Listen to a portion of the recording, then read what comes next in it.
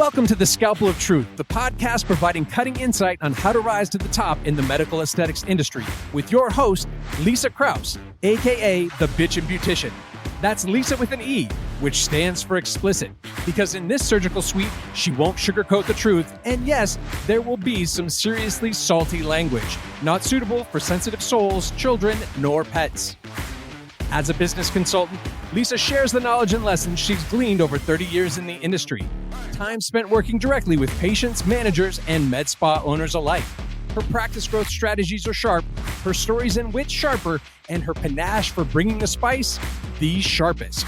So buckle up, bichachos. Lisa's about to slice and dice another episode of The Scalpel of Truth.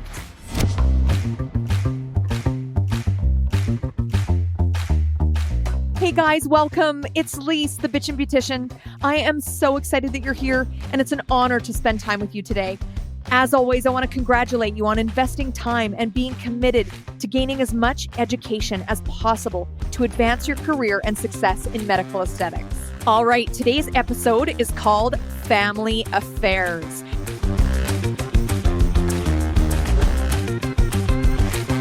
Here's the legal part I need to read. This podcast is presented solely for educational entertainment purposes. Guys, I'm just your beauty business bitch. I'm not a licensed therapist or an HR representative, nor am I a lawyer. This platform's used to share my experiences with what's made me a successful service provider, a manager, and a business consultant for those whom I coach. Got it? Beautiful. So this is all about working with family members in the med spa and how it can be a blend of personal and professional boundaries, necessary, and sometimes challenging conversations. So we're going to go over a couple of ways to navigate difficult discussions and how to maintain respect in the med spa when you're working with family, and whether that is a spouse or sister, brother, like anything family in the med spa. Do I think it's a great idea? No. Do I think it is a popular business model? Absolutely. So if you're going down this road, I would highly recommend you have some policies in place around the communication. So what you want to do is you want to set professional boundaries. There is nothing worse. And I've actually worked in med spas that I've worked with family myself, but in working in med spas, when you've got, very popular, the husband-wife team, really popular in our industry. When you've got that, it can be very uncomfortable if there is any sort of lack of professionalism, if you will, between the parties. So I've worked with docs and counterparts that have been disrespectful to each other in front of the staff, cutting each other down in front of the staff. Even if it's joking, it's difficult because as soon as your staff sees a divide between the two of you, or that you think that your counterpart is not good at something, in the delivery of how that is perceived by your team, it will erode the foundation of respect they have for you as a team, you as a couple, and see that you have a lack of respect for each other. Absolutely no room in the med spa, or any business for that matter, in treating somebody like a family member with disrespect. So you've got to set professional boundaries. You might have to say like, hey, sister, I've been thinking about how we can make our working relationship maybe a little bit stronger. When we're at the med spa, I think it's crucial for us to interact as colleagues first. This might be a way to start that. It means making decisions and providing feedback based on professional judgment, not personal feelings. This approach is going to help maintain that professional atmosphere and set a good example for the team. That is something that you can have an open, honest communication around. It doesn't need to be a throat punch Thursday, slug it out to the death type thing, right? It can be professional. The other thing that sometimes is needed is addressing work performance. If you've got, say, a son or daughter working for you and their performance is lacking, everybody notices. And you put a microscope actually and everything's under that microscope. Every family relation that is working in the med spa gets the magnifying glass put on it and a target for attention. And so know that going in, and that is 100% never going to change.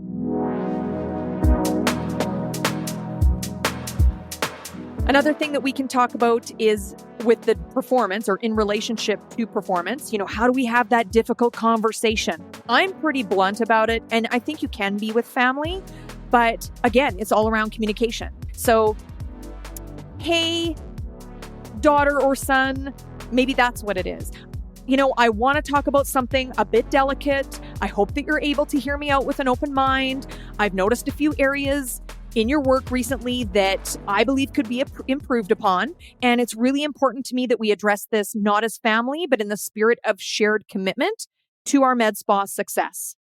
So here are a couple of examples where I think you've done really well. And here's some areas I think that we could maybe, shoot for some improvement. What support do you need from me in order to make this happen? So this is going to be, how can we work on this together? Coming at it from a team perspective, but not coming back full circle with this family affair to have it be personal, right? Hey, you used to be just as bad as this when we were growing up. Like you'd always, make an excuse where you couldn't do the dishes and you'd have a tummy ache and you'd be in the bathroom. Well, I'm starting to see it's all in how you come at it. So you're going to have that historical data from being family members. You can't let that enter the med spa, and you can't let it enter any of the relationships you have within the med spa with other people, right? You never want to be talking about that person with somebody else in the med spa. It starts to cause toxic culture. Let's talk about financial decisions and responsibilities. So how to navigate those with a family member or team members that are family. So maybe it would look something like, I think it's maybe time that we sit down to review the financials, talk about our roles in this aspect of the business. Like as family, we share a common goal for this med spa, but it's essential that we need to agree on how finances are handled. But having clear agreements and understandings are going to prevent misunderstandings down the road. So maybe something like, how do you feel about setting up some time to go through this together? It's very easy if you keep it professional and you follow through. So let's talk a little bit about work-life balance when you're working with family members. So you want to ensure that all parties maintain a healthy work-life balance. You want that within your entire team. And obviously, if you are family working together, that might pose some difficult conversations as well. So what that might look like is, I've been reflecting on our work-life balance, especially because our business intertwines so closely with our personal lives. I do feel that it's crucial for us to be conscious when we disconnect from work and spend quality time so that we're not always discussing the med spa. It's important for our well-being and our relationship to be able to have other interests instead of just the med spa. So can we agree on some boundaries that are going to allow us to nurture both our business and our family life in a healthy way? I have done consulting for many folks out there that work with family members. And it's like, well, I can't fire them. What am I going to do? You can't think of that. If they need to be fired, they need to be fired. You need to fucking cut them loose because it's eroding your business. So you've got to have clear, just like any other team member, you need to have clear cut boundaries, expectations, rules, all of that. Like if your sister, son, daughter, brother, whatever it is consistently showing up late, would you tolerate that from anyone else? No, you would not. Or no, you should not. We need to have another conversation if you're tolerating that horse shit. So what you need to do is you need to be mindful that you've got to treat your family members that are working within the business, employees or contractors or otherwise, you need to treat them the same way that you would treat another professional. And I know you're saying, oh, Lisa, it's hard. I don't give a shit if it's hard. What you need to do is get your head wrapped around working with family and how that needs to be in order for your practice to be successful. So how do you avoid stepping on each other's toes and things like that?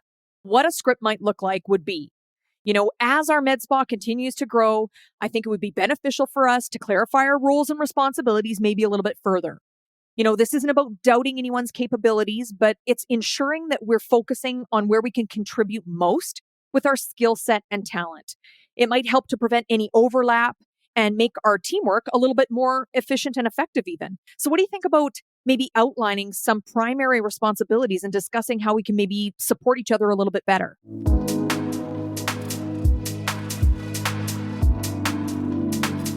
Okay, let's talk about future planning and exit strategies. Discussing the future of the business, including potential exit strategies if needed. So what does that script look like? So maybe that's something like, I believe we should have an open, honest conversation about the future, including the direction that we want the med spa to go and any thoughts on exit strategies. It's not the most comfortable topic, but planning ahead is absolutely crucial for both the business and personal life peace of mind. So maybe we should set a foundation now so that we're prepared for whatever the future holds. How do you feel about maybe exploring this together? Those are different openers, guys, that I think would be acceptable and coming from a place of concern for the business in all of those. In each conversation, it's just vital to approach it with empathy, openness, and a clear separation between the business and any sort of personal issues that might be historical or happening at the time. These will foster that understanding and collaboration and problem solving to ensure both business and family relationships thrive. Because the last thing you want is a fallout on the business side or on the family side. That's not why you got into it to begin with. One of the things I would say is really crucial to avoid is, hey, I'm just going to get my sister in this position, or I'm just going to put my daughter in this position because to give them a job. That doesn't work. They need to have the passion, the drive, and the skill set in order to be a contributing, revenue generating employee. If they're not, you are not doing yourself any good, the business any good, or that family member any good by just giving them a job and then having to ride their ass constantly, having them set up for failure with your other team members. I feel like it is imperative that you've got those honest, open communications and that they have the same key performance indicators as anybody else on the team. Again, honest, open communication also with your teammates. I needed to talk to a dermatologist that I worked with and for, that his wife was the manager of the practice. And there were some things that are very difficult. If you've got that set up, it's very difficult me coming to the owner and saying, I have a few things to talk to you about our manager, who happens to be your wife. You need to preface that if you're somebody who is working for a team that's a husband-wife team, wife-wife, husband-husband, whatever, I don't care, brother-sister, doesn't matter. I have a few things I need to discuss, but you need to listen as if I am talking about our manager and not that I'm talking about your wife. Is that something that you're able to do? And I think it would be great if your staff doesn't have to come to you with this. You need to be proactive. So if you are a team of family members or spouse working together, you need to have this shit laid out so that you can go to your team and say, I realize and respect that it's not easy working for family members. Acknowledge the elephant in the room that you probably don't think is the elephant in the room. You're going to need to set up some way for communication that things aren't going to go sideways. Because the last thing you need is, okay, this is too difficult, I'm going to go work elsewhere. Especially if these are like A-game players and revenue generators, you can't lose that. Not for the sake of having that person in the business. So I think it is a really important thing to reevaluate. So if you are working with family members or a spouse, reevaluate how that's working. And it's hard to get honest, open feedback because people are scared to get fired. It's how they eat. So don't expect people to tell you, they might gently tell you a half truth if things are really shitty. 9 times out of 10, they're not coming to the plate to say, hey, your micromanaging wife is fucking up our entire team, causing toxic culture. Nobody cares for her reprimands. Like nobody's coming to you to tell you that, just so you know. So you need to really figure out what that looks like and be the first one to come to the plate for the team. And then I think really again, it's collaborative understanding. It's all about teeing it up so you can problem solve and ensuring it's the best for your family dynamic, but it's also the best for the business. So if you need to let that sister, daughter, son, brother, uncle, whatever go, husband, wife, spouse, whatevs, if you need to let that person go, you need to let that person go. You need to have that difficult conversation to say, I value our familial relationship more than I do working together and having our relationship affected.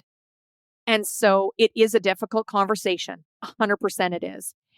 Conflicts in a family-run business, any family-run business really, it can be more intense due to some of those underlying personal relationship histories. So resolving these conflicts professionally without spilling over into your personal relationship can be very challenging. So conflict resolution complications are something to look out for. Sometimes also families working together have trouble maintaining professionalism. We've already talked about professionalism and it being important, but maintaining that professional demeanor becomes very challenging when working with family. It can be a tone. It can be body language. It can be an eye roll. Those kind of things, that familiarity may lead to that informal behavior that could undermine your authority or respect among other employees or independent contractors. Again, that loops back to where we really see the effects of coming to the office after having a fight or an issue, or just treating each other with, oh, you know her, she's not good at this, or, oh, of course you forgot this, or, yeah, he's always on my ass about this. Those types of comments, not good. You need to remain extremely professional towards each other, even though these folks have known you for a very long time or worked with you for a very long time. You got to clean it up. Clean up your professionalism around each other in front of anybody who works for you. I'm here to help if there's any coaching or consulting that you need around that. You may need to bring me. I can tell them. I mean, I don't have, people will bring me in to fire other folks because I'm not emotionally invested. I care about the bottom line of the business. Quite honestly, if somebody's pissed at me for that, I have broad shoulders. I'm not going to carry that around. So what you need to do is make sure that your business and practice are set up for success. Long topic, this one. We could go down a rabbit hole on this one, but those are high level, some things that I think need to be discussed around family affairs in the med spa workplace. So good luck to you.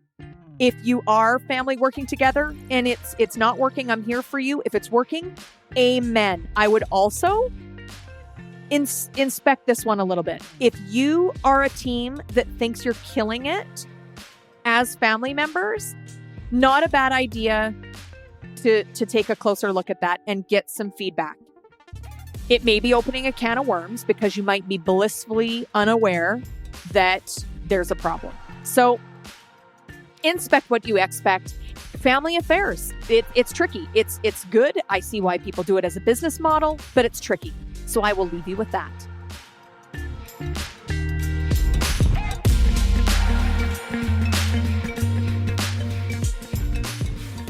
Guys, I hope you enjoyed this episode. Thank you so much for tuning in. I invite you to share this podcast with your team and colleagues. To get in touch with me, you can visit my website, vanityempireconsulting.com. And to find me on Instagram and to find the show on Instagram, it's at the Bitchin Beautician and at Scalpel of Truth Podcast. Wishing you so much love and success. And until next time, I want you to stay sharp, stay focused, and stay fabulous. Don't want to wait to see things stay the way they are.